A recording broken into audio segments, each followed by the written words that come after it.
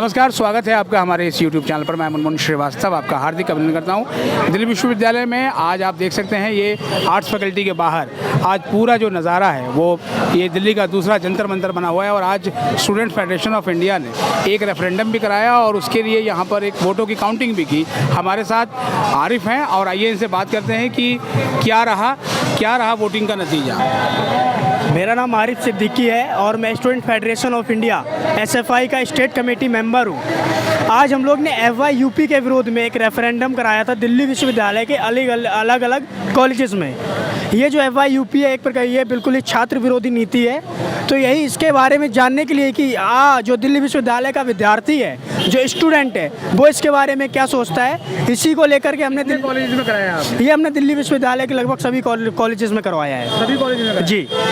लेकिन जो डब्बे हैं वो थे आपको मैं देखा वो तो बहुत कम कॉलेजेस के थे। देखिए हर कॉलेज में इन द सेंस जहाँ हम लोग करा पाए वहाँ हमने कराया है। और एक हमें कॉन्क्रीट काउंटिंग मिली है जो मैं आपको बताना चाहता हूँ। इसमें 10,604 लोगों ने पार्टिसिपेट किया, जिसमें से जो वैलिड वोट थे वो 10,542 थे, जिसमें से 1,500 बच्चे ये चाहते थे जिन्होंने इस FYUP का समर्थन किया है। लेकिन 9,000 बच्चे 10,604 में से 9,000 बच्चे ये चाहते हैं कि ये जो नीति है इसको वापस लिया जाए। तो मैं सरकार से यही कहना चाहता हूँ। FYUP तो है ही नहीं, FYUP तो रद्द हो चुका है। तो NEP 2020 का पार्ट है। ये NEP का पार्ट है। ये NEP के अंदर ही जो न्यू एजुकेशन पॉलिसी है उसी के अंदर का एक पार्ट है FYUP, 4 year undergraduate programme.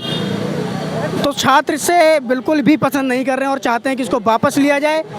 ये जो सरकार का डिसीजन था इसमें छात्र कहीं भी नहीं शामिल थे। ये छात्रों के लिए था लेकिन छात्र तो इसमें शामिल ही नहीं थे। लेकिन अब तो NEP 2020 जो है वो तमाम यूनिवर्सिटीज़ लागू कर रही हैं और सब जगह 4 ईयर का ही प्रोग्राम होगा। तो फिर इस रेफरेंडम का फ़ायदा क्या है? देखिए NEP से बहुत सारी दिक्कतें बच्चे फेस कर रहे हैं। आपको अगर पता हो जो पहला बैच FYUP का था उनको स्टार्टिंग के 2 महीने उनके क्लास नहीं चले थे। हमने स्टूडेंट फेडरेशन ऑफ इंडिया ने प्रॉपर एक डेटा निकाला था उस टाइम पे, लगभग उनके 2 महीने क्लास नहीं चले थे। और उसके बाद उनके पास कोई कॉन्क्रीट प्लान नहीं था जो FYUP लागू करवाए, NEP लागू करवाए।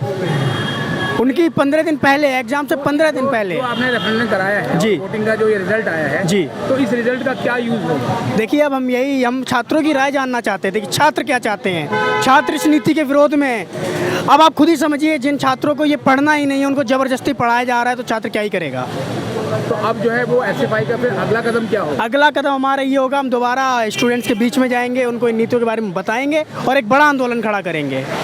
मतलब आप चाहते हैं कि जो ये NEP 2020 का 4 साल का डिग्री प्रोग्राम है वो रद्द होना चाहिए? हम चाहते हैं NEP पूरी वापस ली जाए, पूरी NEP की वापसी चाहते हैं। NEP वापस ली जाए, FYUP वापस ली जाए और जो स्टूडेंट्स के बेसिक मुद्दे हैं, जो उनकी ज़रूरत के मुद्दे हैं, उन पे काम किया जाए। आप हॉस्टल बनवाइए, हॉस्टल आप नहीं बनवा रहे हैं। आप उनकी सेफ्टी की बात करिए, आप उनकी सेफ्टी की बात नहीं कर रहे हैं। दिल्ली विश्वविद्यालय के अंदर पिछले 2-3 महीने के अंदर 4 से 5 मर्डर हुए हैं। आप इस पर कुछ लाइए ना।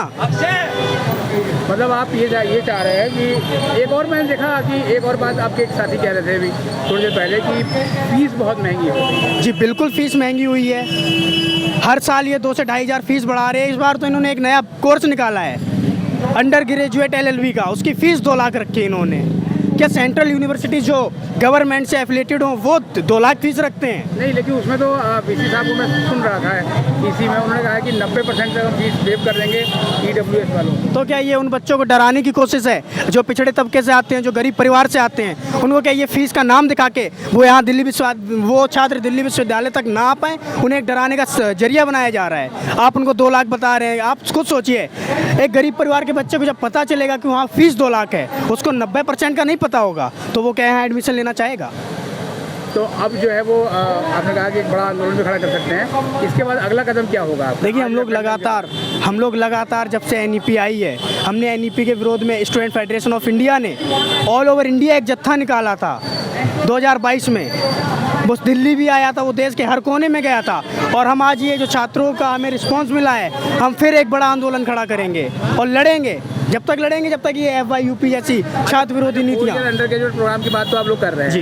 तत्काल जो बच्चों को जो फीस जो महंगी हुई है उसमें राहत के लिए क्या कर रहे हैं आप लोग? देखिए, फ़ी हाइक का जो मुद्दा है, इस पे भी हम लोग लगातार प्रदर्शन कर रहे हैं, अपनी बात मेमोरेंडम दे रहे हैं। ये फीस बढ़ रही है, एक तरीका ये है, NEP जो आई है उसी का एक सैंपल है जो आपकी फ़ीस बढ़ रही है। मतलब ये NEP का एक NEP का, बिल्कुल NEP का असर है, फी हाइक उसी का एक पार्ट है। बिल्कुल उसी का एक पार्ट है। क्योंकि मैं आपको बताना चाहता हूँ कि जो NEP है, NEP में हेफा लोन दे रहा है। जब NEP नहीं था तब इसको UGC ग्रांट देता था।